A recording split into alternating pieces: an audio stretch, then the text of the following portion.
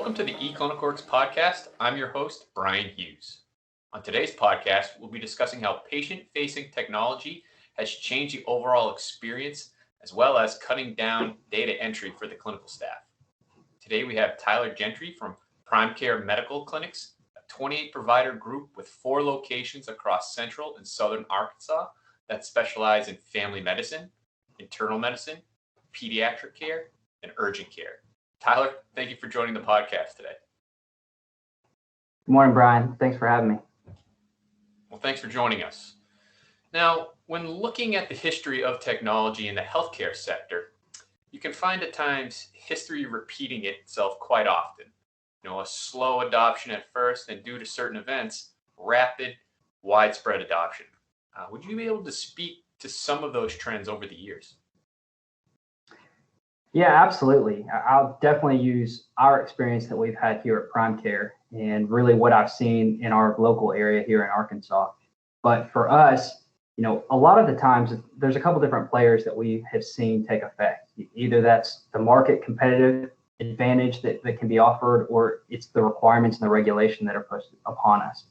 Whenever we switched originally to an EMR, that was due to that regulation, being able to go through and file with electronic medical records. And that was something that we had to do. When we originally had jumped on there, one of the things that we wanted to be able to first to do is, of all things, we wanted to be able to fax prescriptions, and eCW allowed us to do that. And that was a huge competitive advantage for us at the time. You look at how that's grown, and we moved from faxing prescriptions, and we'll stay in that route, and then we'll go to the ERX or the Sure scripts and being able to send off prescriptions that are helpful for patients' care and getting over some operational advantages. So for us, we've experienced a lot of that push and pull between the regulation and the advantage. How does this help our business out? How does this help our patients out? So especially over the last year, we've seen how eCW has been able to step in and help us out with some of those advantages, but also just being able to stay afloat.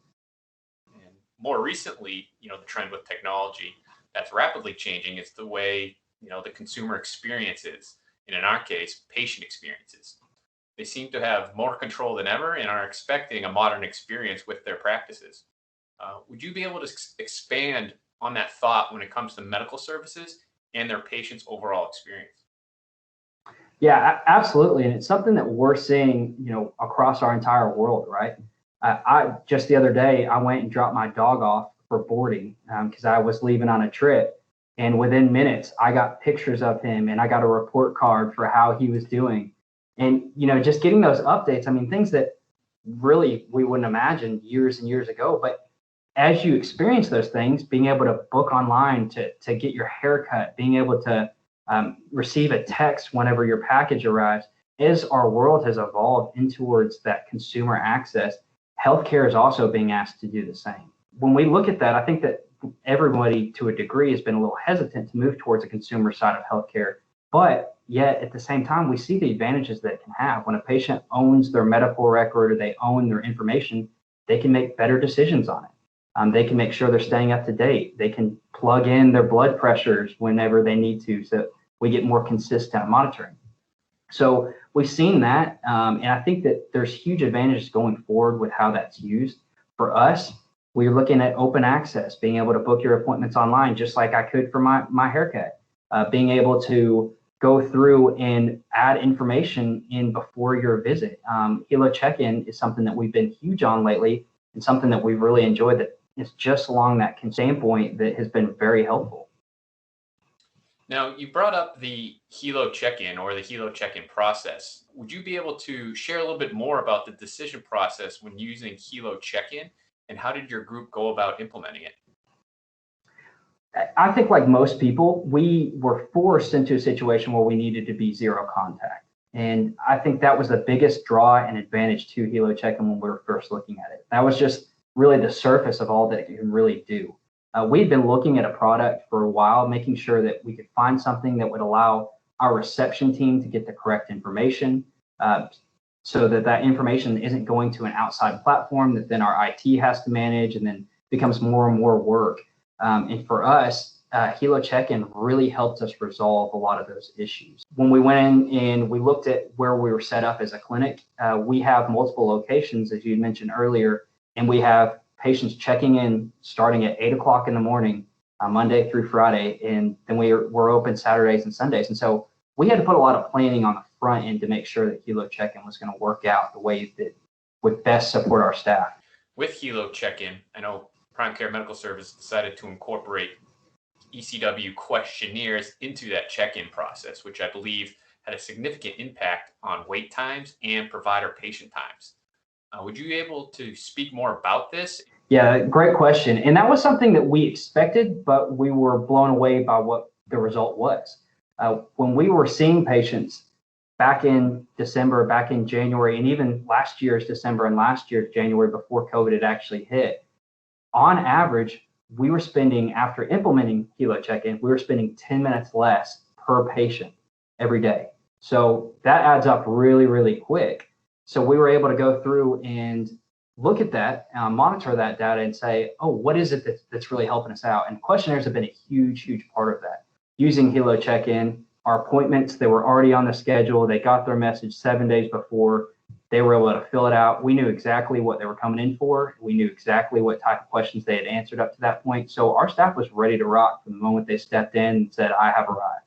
Wow, that's incredible. And now I understand PrimeCARE has outreaching efforts to obtain their patients' feedback regarding the overall experience at the clinic.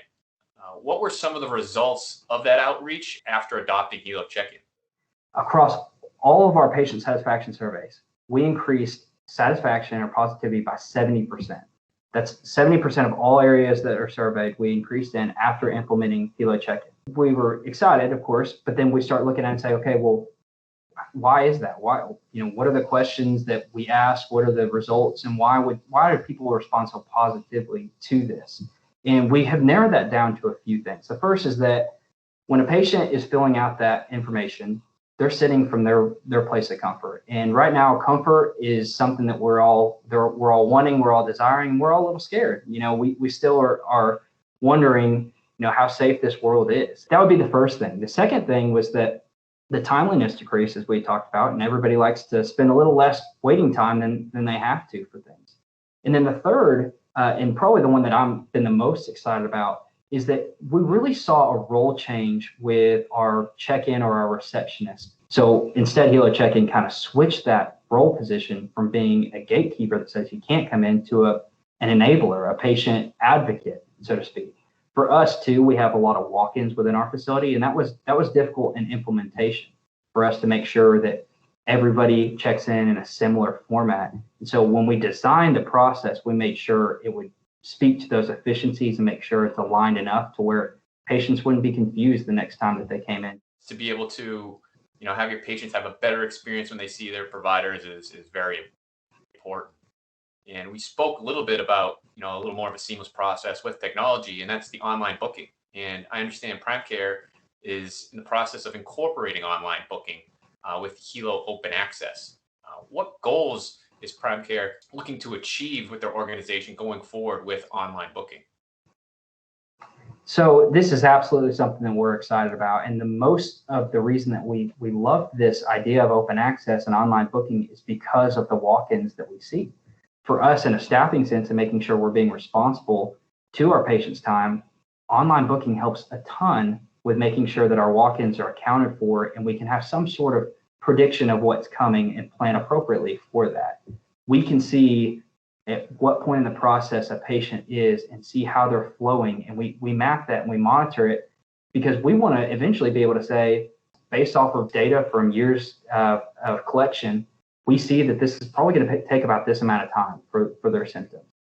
That's the end goal. We're a ways away from that, but it really, being able to use open access, not only does it help us with planning our schedule, but then we're going to use that data that comes in to be able to readjust our schedule to better suit the needs of our patients. Wow, that's some great insight. And thanks, Tyler, for joining our podcast today. We really appreciate you taking the time and speaking about your experiences. Thank you, Brian. It's been a pleasure. And thank you for listening to our podcast today. You can find more podcasts like this on iTunes, YouTube, my.eclinicalworks or on our website at eclinicalworks.com. On behalf of the eClinicalWorks podcast team, thank you for joining today.